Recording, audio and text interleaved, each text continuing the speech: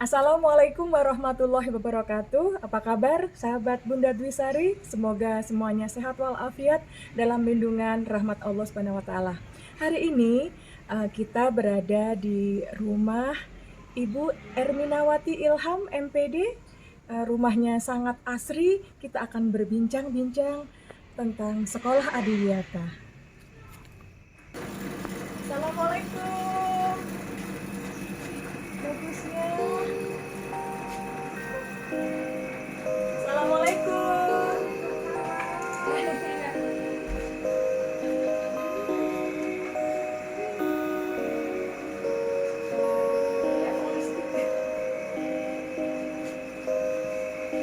Permisi, lihat-lihat. Makan.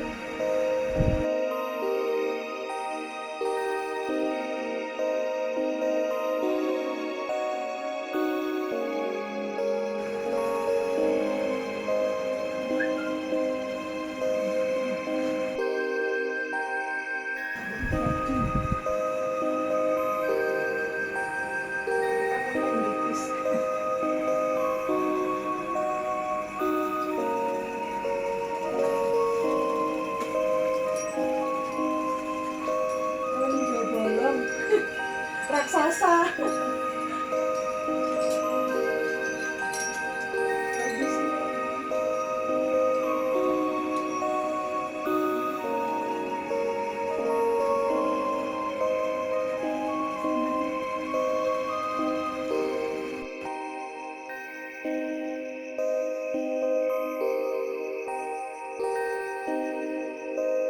Ibu tambah cantik. Alhamdulillah, bisa ada Iya. ketemu.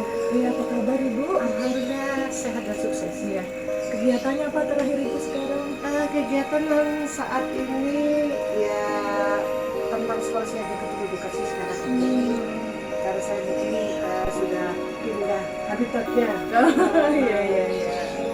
Baiklah, Ibu bisa diceritakan ketika dulu pernah mengepalai jadi kepala SMP Negeri 10 Samarinda, prestasi-prestasi apa saja yang diraih saat itu Ibu? Alhamdulillah berkat kerjasama teman-teman pada saat saya berada di sana ada 7 prestasi tingkat nasional. Iya, Pada saat tingkat nasional ya.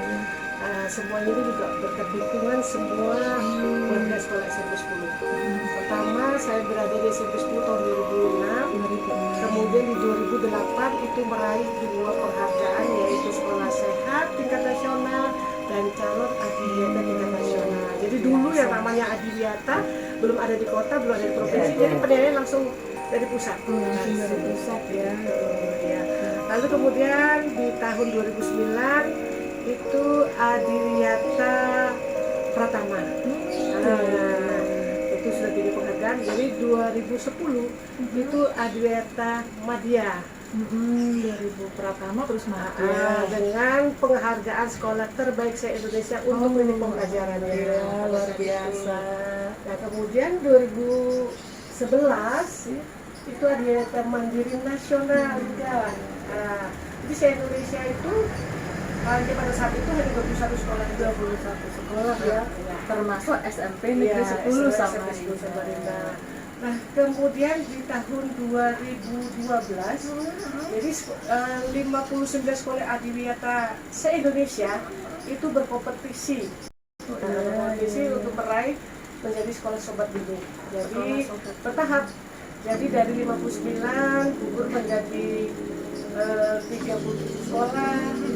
sekolah, akhirnya menjadi 17, akhirnya sekolah sobat bumi se-Indonesia hanya 5 ya, termasuk SMP 10. Alhamdulillah.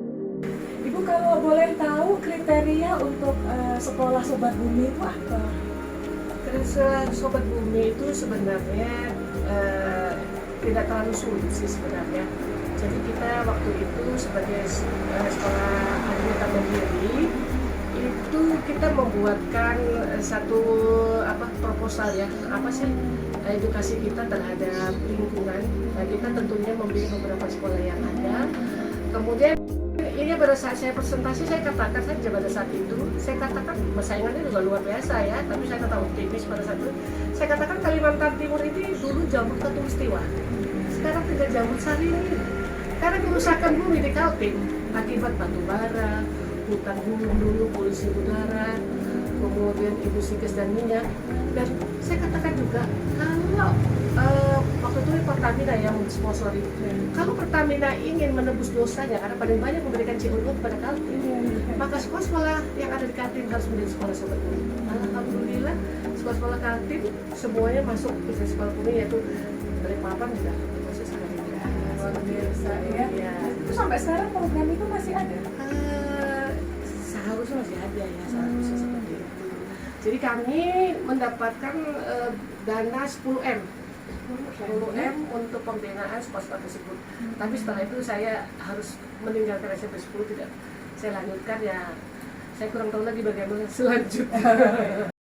Ibu, kalau boleh tahu harapan Ibu kepada sekolah-sekolah yang ada di Kota Samarinda tentang lingkungan seperti apa? Saya sih sebenarnya pesimis sih terhadap sekolah-sekolah ini. Bayangkan saja, pendidikan itu sudah hampir sekarang 2001 ya, 10 tahun Samarinda tidak lagi meraih Andriata Mandiri. Padahal dulu banyak sekali sekolah-sekolah di luar daerah Samarinda itu belajar ke SMP 10. Sekarang hanya satu-satunya SMP 10 saja yang mandiri. Saya berharap pemerintah juga akan sadar, apalagi sekarang kondisi kita, lingkungan kita coba diperhatikan, banjirnya, kesadaran lingkungannya terhadap masyarakat kita. Tapi kalau sejak dini anak-anak sudah kita ajarkan tentang lingkungan, insya Allah ibaratnya Samarinda ini mungkin bisa lebih sesuai slogannya, yaitu kota kepulauan itu akan tercapai. Mudah-mudahan Ibu dari tahun ini dan tahun-tahun yang akan datang, harapan Ibu tidak bisa kita wujudkan bersama di Papua. Amin. Dan mudah-mudahan antara jenis pendidikan dan desa disatukan dengan tangan untuk bersama-sama bagaimana membuat sekolah Asia tadi bisa terwujud banyak di Samarinda. Bukan hanya penghargaan yang kita harapkan, tapi bagaimana mindset anak-anak, karakter anak-anak bisa cinta terhadap lingkungan. Ibu, yang saya ketahui sekarang kan sekolah adiwiyata itu berjenjang ya, dari penghargaan tingkat kota, kemudian provinsi, nasional, sampai adiwiyata mandiri. Boleh Ibu memberikan tips kiat-kiat apa yang harus kita lakukan biar sekolah-sekolah itu tahu untuk menuju ke adiwiyata tersebut? Memang yang namanya adiwiyata ini seperti harus dipaksa. Jadi tes pendidikan memang harus berkeras. Siapapun kepala sekolah yang akan dilantik itu harus ada komitmen untuk ke arah sana. Sebenarnya bukanlah penghargaan yang kita cari, tapi bagaimana bumi kita ini sudah terlalu tua untuk kita sakiti. Mari kita hijaukan dengan cara menjadikan sekolah adiwiyata di sekolah-sekolah yang ada di sana. Jadi cenderung untuk ini ya Bu, perubahan perilaku, perubahan pola pikir, dan bagaimana dia mencintai tanaman tersebut. Coba kalau kita melihat seperti itu, kan kita lihat Allah yang katanya janda bolong, kita lihat hijaunya indah, seger, walaupun nggak punya duit kan, misalnya seperti itu.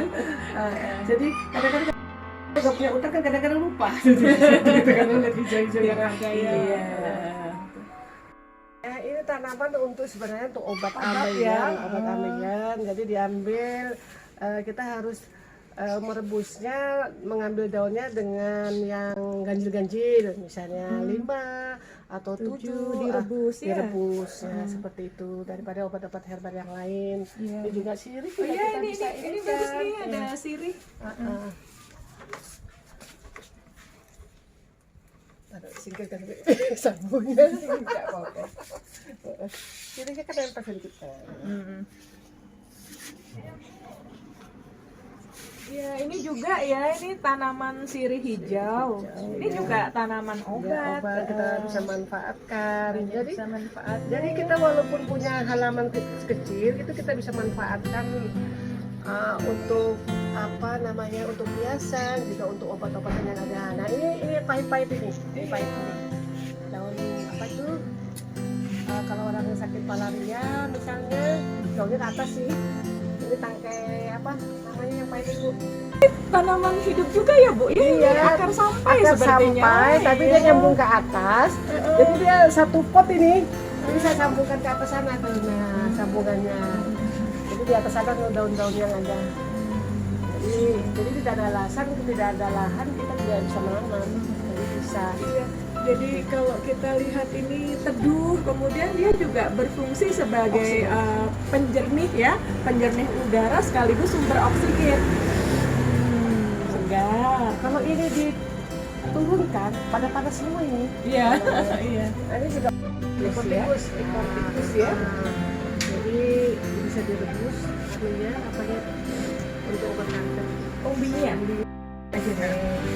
Nah, kita tidak mesti harus punya lahan yang luas. Seperti sini ini pun bisa artinya kita tanam di sini, kemudian manfaatnya juga banyak sekali. Kalau mata kita agak kabur, daunnya bisa diambil, dicuci, direndam, lalu tempelkan ke mata dan seterusnya. Banyak sekali manfaat yang ada. Jadi tidak mesti harus lahan yang luas kan. Ini bekas-bekas botol Ini yang juga iya. Daur ulang ya, recycling ya. Nggak bisa terpakai kan.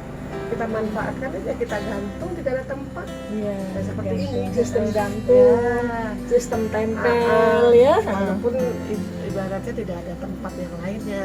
Seperti yang di sana juga saya tempel juga di dinding juga bisa kan.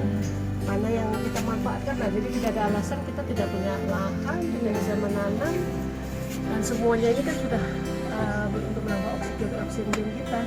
Ini anak-anaknya kan baru diinirai kembali. Ya.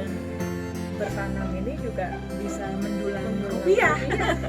Ya, kegiatan.